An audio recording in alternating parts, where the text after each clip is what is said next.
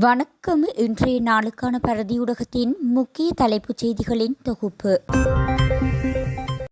சர்ச்சைக்குரிய மதுபான உற்பத்தி உரிமம் குறித்து விவாதிக்க கிங்ஸ்பரி ஹோட்டலில் ஒரு தொழிலதிபரை சந்தித்ததாக நாடாளுமன்ற உறுப்பினர் சாணக்கியன் கூறிய குற்றச்சாட்டை பிரதி அமைச்சர் சதுரங்க அபேசிங்க நிராகரித்துள்ளார்.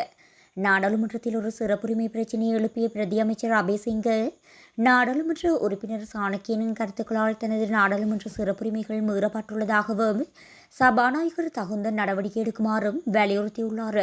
பொது அதிகாரிகளாக முதலீட்டாளர்கள் மற்றும் சாத்தியமான முதலீடுகளில் ஆர்வமுள்ள தனிநபர்களை நாங்கள் தினமும் சந்திப்போம். யூடியூப்பில் தோன்றும் விடயங்களை பிரபலப்படுத்த நாடாளுமன்றத்தை பயன்படுத்த வேண்டாம் என்று உறுப்பினர்களை நான் கேட்டுக்கொள்கின்றேன் என்று அவர் அதன்போது குறிப்பிட்டுள்ளார். அத்தோடு ஒப்பந்தம் செய்வதை முடிவுக்கு கொண்டு வந்து வெளிப்படைத்தன்மையை உறுதி செய்வதற்காகவே அரசியலில் தான் நுழைந்ததாகவும் பிரதி அமைச்சர் கூறியுள்ளார். இதேவேளை குறித்த விடயத்தை விசாரிக்கவும் சிசிடிவி காட்சிகளை ஆராயவும் தொடர்புடைய கடிதத்தை மறுபரிசீலனை செய்யவும் நான் அரசாங்கத்தை வலியுறுத்தியதாகவும் சாணக்கியன் தெரிவித்துள்ளார்.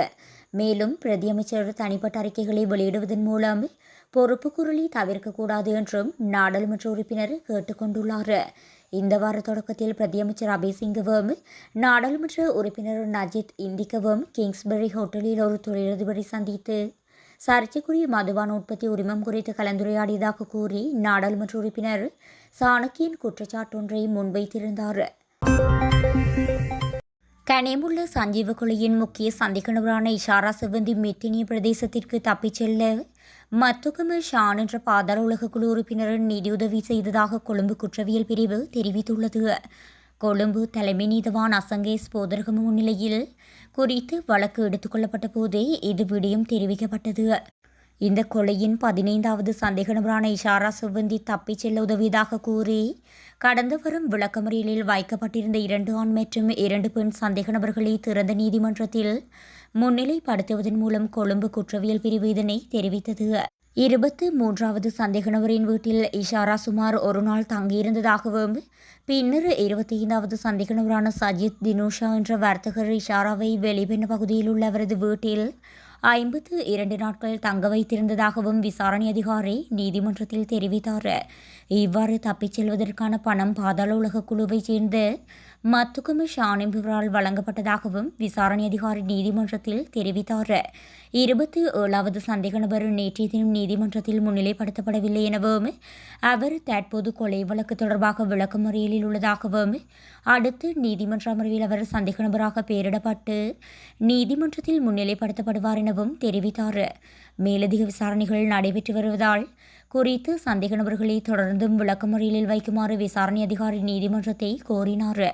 இதேவேளை சம்பவம் தொடர்பாக விளக்கமறியலில் வைக்கப்பட்டிருந்த 7வது சந்தேக நபரான தமித் அஞ்சன நயனித் என்பவர் பிணையில் செல்ல அனுமதி அளிக்கப்பட்டிருந்தார். எரித்திரியாவில் ஒரு வருடமாக தடுத்து வைக்கப்பட்டிருந்த 6 இலங்கை கடற்படை வீரர்கள் நேற்றைய தினம் நாட்டுக்கு அழைத்து வரப்பட்டுள்ளனர். குறித்த 6 இலங்கையர்களையும் விடுதலை செய்ய வெளியுறவு வெளிநாட்டு வேலைவாய்ப்பு மற்றும் சுற்றுலா அமைச்சின் நடவடிக்கை மேற்கொண்டது.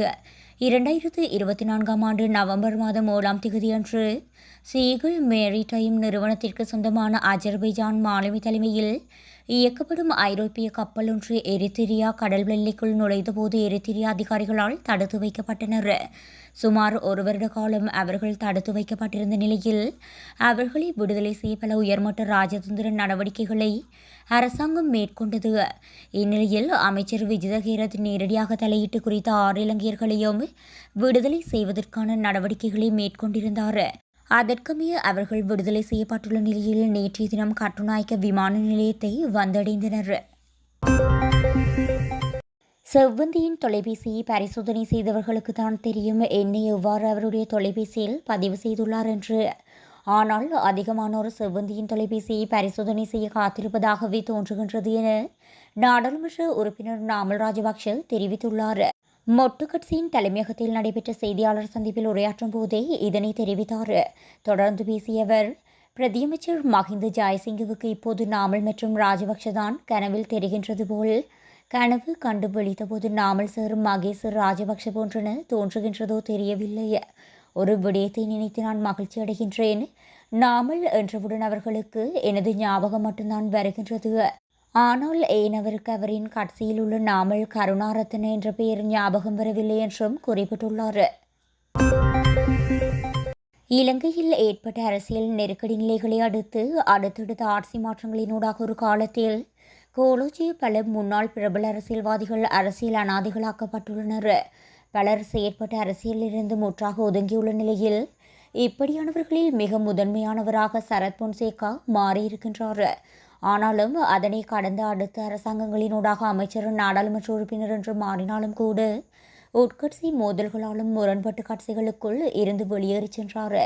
இப்படியான நிலையில் தற்போது பல இணைய ஊடகங்களுக்கு செவ்வி வழங்கும் பல ஊடகவியலாளர்கள் சந்திப்புகளை நடத்தும் சரத் பொன்சேகா சர்ச்சைக்குரிய கருத்துக்களை, குறிப்பாக இறுதி யுத்த காலத்தில் இடம்பெற்ற சம்பவங்களை, ராஜபக்சர்களின் கோரமுகங்களை பொதுவெளியில் வெளிப்படுத்தி வருகின்றார். யாழ்ப்பாணத்தில் பணத்திற்காக வன்முறை சம்பவங்களில் ஈடுபடுபவர்கள், போதைப்பொருள் கடத்தல்களில் ஈடுபடுபவர்கள், வட்டிக்கு பணம் வழங்கியவர்கள் தொடர்பில் யாழ்ப்பாண குற்றத்தடுப்பு பிரிவினரால் விசாரணைகள் ஆரம்பிக்கப்பட்டுள்ளன. முதல் கட்டமாக 8 பேருக்கு எதிரான விசாரணைகளை போலீசார் ஆரம்பித்துள்ளனர். அவர்களில் 5 எதிராக யாழ்ப்பாண நீதவான் நீதிமன்றத்தில், 3 எதிராக மெல்லாகம் நீதவான் நீதிமன்றத்திலும் வழக்குகள் தொடரப்படவுள்ளன. இந்நிலையில் ஜே.கே. பாயினது வீட்டின் வீடியோ தற்போது கிடைக்கப்பெற்றுள்ளது. யாழ்ப்பாணம் கொடிகாமத்தில் துப்பாக்கிச் சூட்டு சம்பவம் ஒன்று பதிவாகியுள்ளது. குறித்த சம்பவத்தில் காயமடைந்த நபர் ஜாழ் போதனா வைத்தியசாலையில் அனுமதிக்கப்பட்டுள்ளதாக எமது செய்தியாளர் தெரிவித்துள்ளார். கதிர்காமம் கிரிவெகர புராதன விகாரையின் நாயக்க தேரர் கோபவக்க தம்மிந்த தேரரின் போலீஸ் பாதுகாப்பு நீக்கப்பட்டதாக வெளியான தகவல் உண்மைக்கு புறம்பானது என தெரிவிக்கப்பட்டுள்ளது.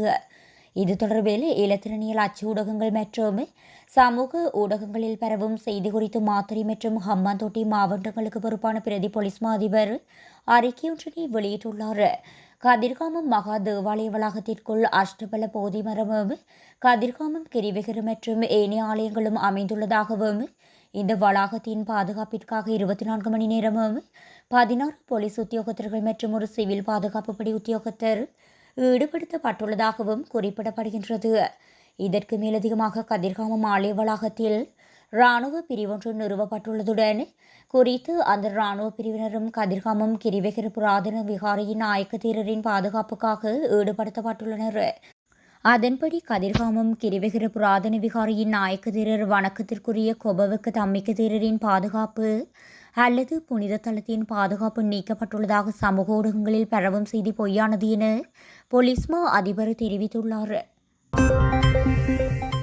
2024-25 நிதியாண்டில் ஸ்ரீலங்கன் ஏர்லைன்ஸ் நிறுவனத்திற்கு 2735 மில்லியன் ரூபாய் நஷ்டம் ஏற்பட்டுள்ளதாக ஸ்ரீலங்கன் ஏர்லைன்ஸ் நிறுவனம் தெரிவித்துள்ளது. ஸ்ரீலங்கன் ஏர்லைன்ஸ் நிறுவனமானது 2023-24 நிதியாண்டில் 7925 மில்லியன் ரூபாய் லாபத்தை ஈட்டியுள்ளது. அதன்படி 2023-24 நிதியாண்டுடன் ஒப்பிடுகையில் 2024-25 நிதியாண்டில் ஸ்ரீலங்கன் ஏர்லைன்ஸ் நிறுவனத்திற்கு அதிகளவு நஷ்டம் ஏற்பட்டுள்ளது. அந்நிய செலாவணி லாபம் குறைந்தது இதற்கு காரணம் என ஸ்ரீலங்கன் ஏர்லைன்ஸ் நிறுவனம் தெரிவித்துள்ளது. டாலர் பெறுமதி அதிகரிக்கும் போது அந்நிய செலாவணி லாபம் குறைவடைகின்றது. இதனால் லாபம் நஷ்டமாக மாறுகின்றது என ஸ்ரீலங்கன் ஏர்லைன்ஸ் நிறுவனம் தெரிவித்துள்ளது.